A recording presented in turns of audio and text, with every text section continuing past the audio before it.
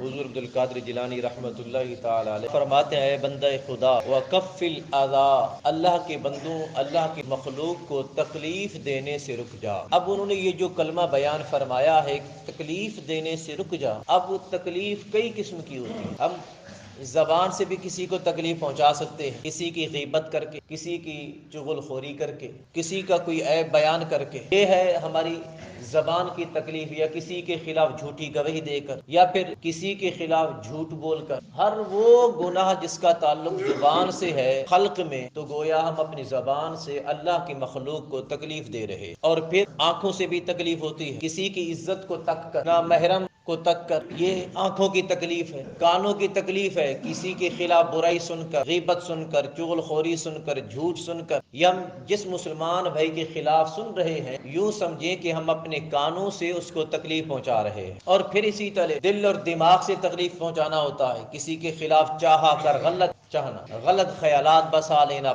اپنے اندر حسد پیدا کر لینا، بغض پیدا کر لینا، منافقت پیدا کر لینا، یہ ہمارے دل اور دماغ سے کسی کو تکلیف پہنچانا ہے۔ آپ فرماتے ہیں: اے اللہ کے بندو، اللہ کی مخلوق کو تکلیف نہ پہنچاؤ۔ ہما قسم کی جتنا بھی تکلیفیں ہیں ہماری طرف سے، کسی بندے کو، کسی جانور کو، اللہ کی کسی مخلوق کو تکلیف نہ پہنچے۔ آقا علیہ الصلوۃ والتسلیم نے فرمایا، حدیث پاک میں آیا ہے کہ جس کسی نے بھی کسی بندہ مومن کو تکلیف پہنچائی، گویا اس نے مجھے تکلیف پہنچائی۔ یہ آقا کا فرمان علی شان، جس کسی نے کسی مومن کو تکلیف پہنچائی، اس نے مجھے تکلیف پہنچائی۔ اور پھر فرمایا: جس نے مجھے تکلیف پہنچائی، گویا اس نے خدا کو تکلیف پہنچائی۔ اور فرمایا: جس نے خدا کو تکلیف پہنچائی، اس پر خدا کی لعنت ہے۔ اور اسی قسم کی سورہ احزاب کی دو آیتیں بھی نازل ہوئی ہیں۔ رب تعالیٰ نے ارشاد فرمایا: ان الذین یؤذون اللہ ورسولہ لعنہم اللہ فی الدنیا والآخرہ۔ فرمایا جن لوگوں نے اللہ اور اللہ کے رسول کو تکلیف پہنچائی ہے، ان پر دنیا میں بھی اللہ کی لعنت ہے اور آخرت میں بھی اللہ کی لعنت ہوگی۔ اور ادھر آقا علیہ الصلوۃ والتسلیم فرما رہے ہیں کہ جس کسی نے بندہ مومن کو تکلیف پہنچائی، گویا اس نے مجھے تکلیف پہنچا دی۔ سو محترم المقام، کتنا بڑا گناہ ہے یہ، کتنا بڑا جرم۔ کسی کو بھی تکلیف پہنچانے سے رک جا، ہماری وجہ سے کوئی تکلیف میں نہ آئے۔ حضرت مجاہد تابعی رحمت اللہ تعالی، تابعین صحابہ سے حدیثیں سنی اور بیان فرمائے۔ وہ فرماتے ہیں کل قیامت کے دن کچھ لوگ ایسے ہوں گے کہ جن پر رب تعالیٰ خارش مسلط کر دے گا، ان کا جسم خارش زدہ ہو، وہ اپنے جسم کو کھجلائیں گے، اتنا زیادہ کھجلائیں گے، فرمایا حتیٰ کہ ان کے جسموں سے ہڈیاں ظاہر ہو جائیں، گوشت اتر جائیں گے، چمڑے اتر جائیں گے، اتنا زیادہ کھجلائیں گے۔ جب ان کی ہڈیاں ظاہر ہوں گی، ان کا جسم خون آلود ہوگا، تو آواز آئے گی پروردگار سے، یعنی اللہ رب العزت کی طرف سے آواز آئے گی: بتاؤ کیا تمہیں تکلیف بھی ہوتی ہے؟ وہ لوگ کہیں گے: ہاں، کیوں نہیں، کافی تکلیف ہوتی ہے۔ پھر آواز آئے گی، جواب آئے گا: اے لوگو، یہ اس کی تکلیف ہے جو تم نے میری مخلوق کو تکلیف پہنچائی تھی، یہ اس کا بدلہ ہے، یہ اس کا عوض ہے، یہ اس کی سزا ہے جو تم نے میری مخلوق کو تکلیف پہنچائی۔ سو محترم المقام، اللہ کی مخلوق کو تکلیف نہ پہنچاؤ، اللہ کی مخلوق کو تکلیف پہنچانے سے بچو۔ اللہ والے دیکھیں اپنی زندگی کس طرح بسر کرتے ہیں، جو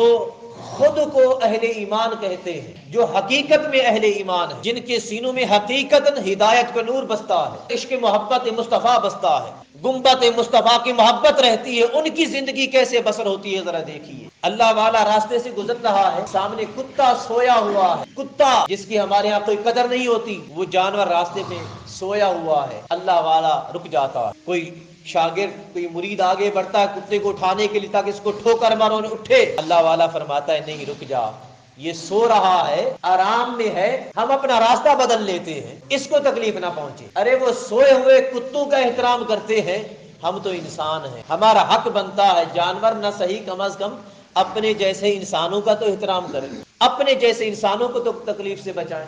یاد رکھیے گا، جب آقا علیہ الصلوۃ والتسلیم نے پوچھا میرے غلاموں بتاؤ سب سے زیادہ افضل ترین، بہتر ترین مسلمان کون ہے؟ حدیث پاک ہے۔ اب صحابہ کرام ششدر ہو گئے، حیران ہو گئے، حیرت میں پڑ گئے کہ آقا علیہ الصلوۃ والتسلیم کیا پوچھنا چاہتے ہیں۔ صحابہ کرام نے التجا کی، آقا اللہ ورسولہ اعلم، اللہ اور اللہ کا رسول ہی بہتر جانتے ہیں۔ یہ صحابہ کرام کا تقیہ کلام تھا۔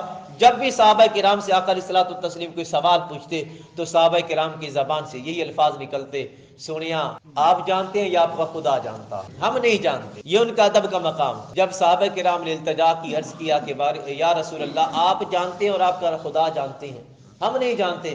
آقا علیہ الصلوۃ والتسلیم نے فرمایا سنیے یہ الفاظ، آقا نے فرمایا سب سے بہترین مسلمان وہ ہے جس کے ہاتھ سے اور زبان سے دوسرے مسلمان محفوظ رہ جائیں۔ اور پھر ایک دوسرے مقام پہ آقا علیہ الصلوۃ والتسلیم نے فرمایا جب تم کسی کو اپنی تکلیف سے بچاتے ہو، اپنے شر سے کسی کو محفوظ رکھتے ہو، حالانکہ شر تمہارا ہے، کسی دوسرے کو محفوظ رکھتے ہو، آقا علیہ الصلوۃ والتسلیم نے فرمایا یہ دوسرے کو محفوظ رکھنا تمہاری اپنی جان کے لیے، اپنے نفس کے لیے اللہ کے ہاں صدقہ لکھا جاتا ہے۔ کتنا بڑا اجر ہے۔ اگر شرارت سوجی، شرارت آ گئی ذہن میں، کسی کو تکلیف دینے کا موقع تھا، کسی کو غم دینے کا موقع تھا، کسی کو دکھ دینے کا موقع تھا، کسی کی غیبت کرنے کا موقع تھا، کسی کی چغل خوری کرنے کا موقع تھا، کسی پر جھوٹ بولنے کا موقع تھا، کسی پر تہمت لگانے کا موقع تھا، یہ ہزاروں جو مواقع ہیں تکلیف دینے کے، اگر ہم نے تکلیف دینے کا موقع گنوا دیا تو رب تعالیٰ فرماتا ہے میں اپنے بندے کو صدقے کا اجر عطا فرماؤں گا۔ محترم المقام، یہ کتنی بڑی نیکی ہے، کتنی بڑی نیکی ہے۔ اللہ کی مخلوق کو